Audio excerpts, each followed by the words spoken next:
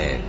وہ جو نہایت مہربان ہے، اسی نے قرآن کی تعلیم فرمائی، اسی نے انسان کو پیدا کیا، اسی نے اس کو بولنا سکھایا۔ سورج اور چاند ایک حساب مقرر سے چل رہے ہیں، اور بوٹیاں اور درخت سجدہ کر رہے ہیں، اور اسی نے آسمان کو بلند کیا اور میزان عدل قائم کر دی کہ اس میزان میں حد سے تجاوز نہ کرو، اور انصاف کے ساتھ ٹھیک تولو اور تول کم مت کرو۔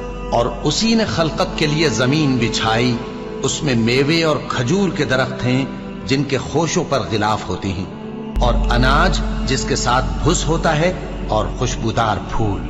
تو اے گروہ جن و انس، تم اپنے پروردگار کی کون کون سی نعمت کو جھٹلاؤ گے؟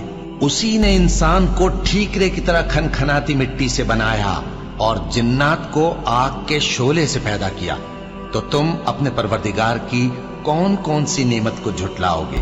وہی دونوں مشرقوں اور دونوں مغربوں کا مالک ہے، تو تم اپنے پروردگار کی کون کون سی نعمت کو جھٹلاؤ گے؟ اسی نے دو دریا رواں کیے جو آپس میں ملتے ہیں، مگر دونوں میں ایک آڑ ہے کہ اس سے تجاوز نہیں کر سکتے، تو تم اپنے پروردگار کی کون کون سی نعمت کو جھٹلاؤ گے؟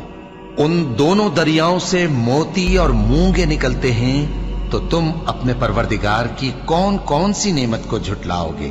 اور جہاز بھی اسی کے ہیں جو سمندر میں پہاڑوں کی طرح اونچے کھڑے ہوتے ہیں، تو تم اپنے پروردگار کی کون کون سی نعمت کو جھٹلاؤ گے؟ جو مخلوق زمین پر ہے سب کو فنا ہونا ہے، اور تمہارے پروردگار ہی کی ذات جو صاحب جلال و کرم ہے باقی رہے گی۔ تو تم اپنے پروردگار کی کون کون سی نعمت کو جھٹلاؤ گے؟ آسمان اور زمین میں جتنے لوگ ہیں سب اسی سے مانگتے ہیں، وہ ہر روز کسی نہ کسی کام میں ہوتا ہے، تو تم اپنے پروردگار کی کون کون سی نعمت کو جھٹلاؤ گے؟